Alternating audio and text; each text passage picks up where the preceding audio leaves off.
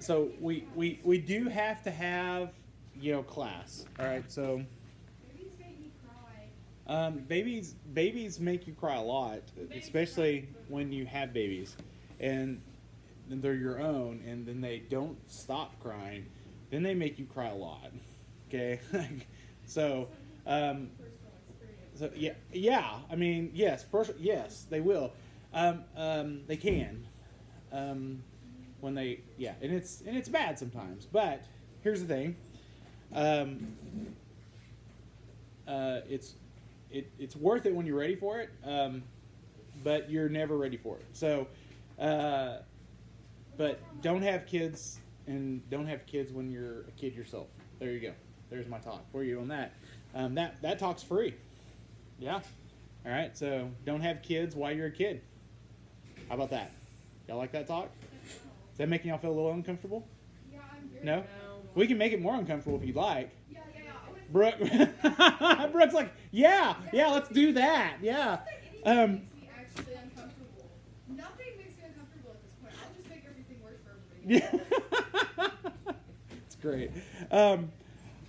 So anyway, we're going to be talking about infancy and childhood development. All right. So we're going to skip ahead just a little. Well, we're not skipping ahead. We're just moving on to the next stage.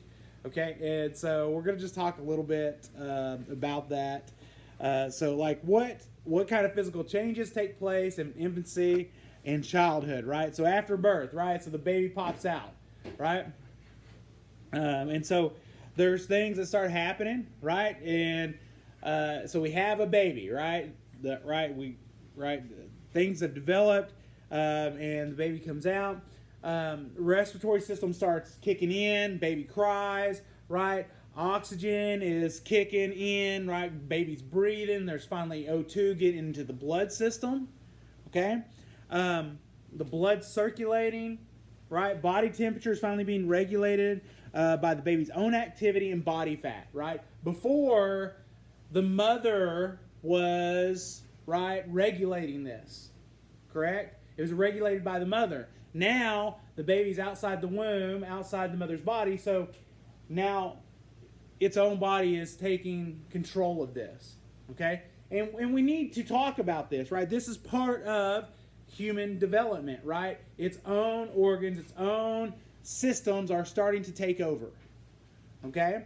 And it doesn't just automatically like take over. There's certain parts of the system that are taking over automatically, yes, but it takes a little bit for everything to kick in how it should.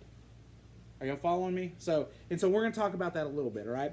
So body temperature is regulated right by its own activity and its body fat. Digestive system is trying to adjust, okay? And that's one of the reasons why a baby is fat when it comes out, right? Like it's a little big and chunky, right? Like you see a big, chunky, fat baby. You know what I'm talking about? Like chunky, fat baby? No? Okay. All right. It's because its body's trying to get enough nourishment, right? And trying to figure out how to do that. That's why babies have a lot of fat when they come out, right? and so that's why most babies, like right after they come out, they actually lose weight that first week after birth. If you didn't know that, that's what happens. So I'm pretty sure. I remember John and Jordan. I think one after they were born, I think they lost a pound or two, like the first week or so after they were born. Like they just dropped the weight. Okay, and you were probably the same way. I'm sure your mother would tell you, yeah, you dropped a little weight right after you were born. Okay, it's because your body was adjusting to the new environment, right? Your organs were adjusting to it. Okay, now when you were born, or when babies are born, right, there are reflexes, right, and these reflexes help the baby to survive, right? You come into the world with a set of innate involuntary behavior or patterns, okay?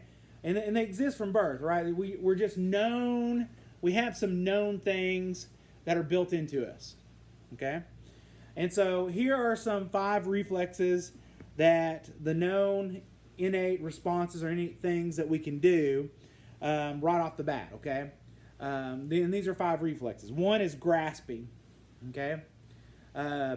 So, like, this would be, right, you've been around, most of us, y'all been around babies, right? Okay, right? What happens when you put your finger into their hand?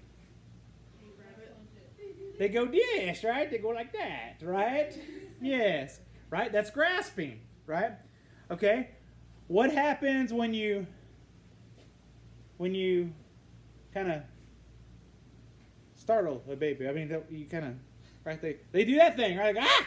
Yeah, like a little, we're talking like an infant, right? They'll kind of, or like you blow on them. Have you blown in their face? What do they kind of do that thing? They get startled, right? That's one of them. Startling reflex. The rooting reflex. Have you ever like rubbed your finger like on the side of their cheek, and they go like that? Or accidentally rubbed up the side of the cheek and they go. It's because they're looking for a nipple. Did you know that's what they're doing? They're rooting. They're looking for a nipple. Yep. To feed. Like... Nope. They're looking to feed. You just ruined that. Yeah, they're looking to feed. All right. Stepping reflex. You ever held a baby and they're kind of like with their feet? You know, they do that weird motion with their feet. You like hold them like this, and they do that. Yeah, that's stepping reflex. Okay, and you put maybe your finger up to their mouth, and they just start sucking on it. Automatic reflex to start sucking, right? It's a sucking reflex, right? To feed. Okay, these all 5 are reflexes that babies are built in. It's built into the system. Okay. And all these also can be used, right, to check the health of the nervous system of a baby. And so if one of these are absent or abnormal, then there might be something wrong with the child. And there could be a problem with the nervous system of the child. So these are things that when a baby's taken into the hospital, these are things that they check right away. These 5 things. Okay, and so from a human development, point of view, these are things that need to be checked and developed right away. So, like if the child in the womb, if something's happened, like fetal alcohol syndrome, right, and there's been development problems right off the bat, these things may have been affected, right, and so that's why development early on while the child is in the womb is so important. Okay? All right, so other things that happen, motor development things happen all throughout after the baby's out of the womb. From 2 to 4 months, they start raising their head. 2 to 5 months, they start rolling over. They're sitting up with support from 4 to 6 months, sitting up without support around 6 to 7 months. They start crawling around 7 to 8 months. They start walking anywhere from 8 to 18 months. Now, all this is just average ages from a large pool, okay? Not one age is significant over the other. It's just this is around these times is when babies do these things, okay? So some are outside the norm, some are pretty close, right? Some babies may raise their head at 2 months, some may raise it at 6, but around 2 to 4 is when a baby would raise their head, okay? Now, let's talk about brain development a little bit, right? Baby comes out, obviously their head is 3 times the size of their body. It's a little exaggeration, right? But their head's big, but we're going to talk about their brain just a little bit, right? At birth, right, there is 100 billion neurons in their little bitty head, okay? And their brain triples in weight from birth to 3 years. Okay? So it triples in weight from birth to 3 years. Now, there's a development that involves a necessary loss of these neurons. And it's called synaptic pruning. Okay? And so this is where the brain kind of cleans up things in the baby. And I think this is very interesting, right? So just like, there's for like plants and stuff, if we are going to make them grow, right, what do? We prune them, right? We prune the branches and they grow better, right? So the brain kind of does this when we're babies, right? So it takes unnecessary, unused synaptic connections and nerve cells, and it cleans them away, right? It makes way for functioning connections and cells within our brain, right? To make us to make the connections greater and to make us more functioning. Isn't that fascinating? Like, that's interesting that our body does that. That our brain does that to develop us. So, well, let's move on. All right, so how can they see or hear, right? How is sensory development done for the babies? Well, most everything is well developed at birth, but some takes a little time. The sense of touch is the most developed of any one of the sensory developments of a child, right? And you would kind of expect this to be this way, right? Because the baby has been in the mother's womb, right, for 9 months, correct? So that skin-to-skin contact has happened for all that time, right? So you would expect probably touch to be the number one sensory development to take place, correct? Touch should be probably the number one deal. And so it's very highly developed. Another sense that is very highly developed is actually smell. Smell is very highly developed. As a matter of fact, just within a few days of birth, a child can actually tell the smell and difference between their mother's breast milk and another mother's breast milk within a few days. And so the smell is very, very highly developed. Taste is another one. Now, it is also almost fully developed at birth. Infants show a very high preference for sweets. And so I kind of did this sort of thing with taste with my kids, all right, when they were little. And I don't know if your parents did this to you. I'm not asking them. But I don't know if it's mean or not, but it's definitely fun. Yeah, you give them something sour. So they prefer sweet things, and breast milk is really, really sweet. Okay, so they prefer sweet right off the bat. But about 4 months, they develop a preference for salty taste, and then sour and bitter taste as well start developing. But it's really interesting to watch, like if you get like a pickle and stick it on their tongue and their little face go, and it's really funny to watch that. And you can just look up videos if you've never seen a baby do it. But it's really funny to actually do it to a baby. Like you get greater pleasure in doing it if you're actually right there and you do it and you're like in their face just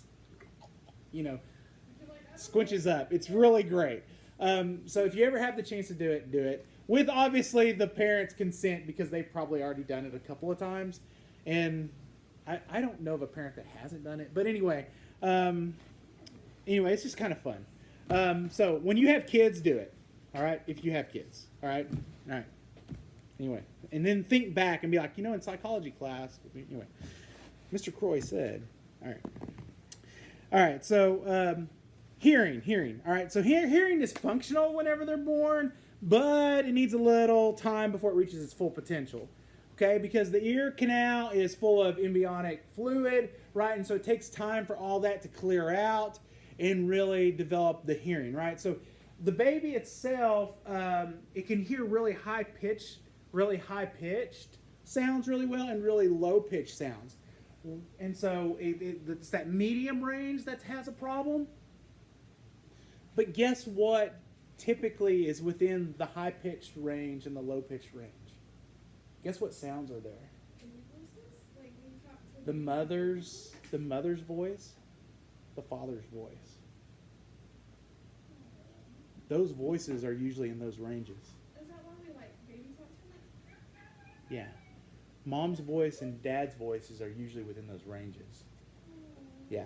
So, it's that other stuff that's usually within those ranges they can't hear. Okay. Now, vision is the least functional of things for children as they come out. Obviously, I would think this would be the most obvious one, right? Because they're closed up. There's no life. There's nothing, right? They've had their eyes shut for 9 months. They've never seen anything, right? And so there's little visual activity, right? It takes about 6 months to fully develop. Baby has poor color perception. Newborns, they don't have clear vision, and they can only see from about 7 to 10 inches from their eyes. But here's something very, very interesting. 7 to 10 inches is about the distance from a nursing mom from a baby's face to her face. I find that very interesting. That's the distance, about the distance they can see. How important is it that biologically speaking, okay, that's as far as a baby can see? I don't know, but just scientifically speaking, that's very important to me. All right, that they can see that far. That's about the distance. Okay. Maybe Mr. Croy's just looking into it too much, but I think it's important. And this is all information I haven't looked up on my own, but just straight from your book, guys. So we need to look at something else, which is Paget's theory of cognitive development. And we're going to watch a video on this, and then I'm going to hand y'all a worksheet over infant and child development. Okay, and it's just a short video. It's about 6 minutes, and it's a pretty good video. And so it explains it really good. And if you have any questions, we can talk about it a little bit. Sound good? All right.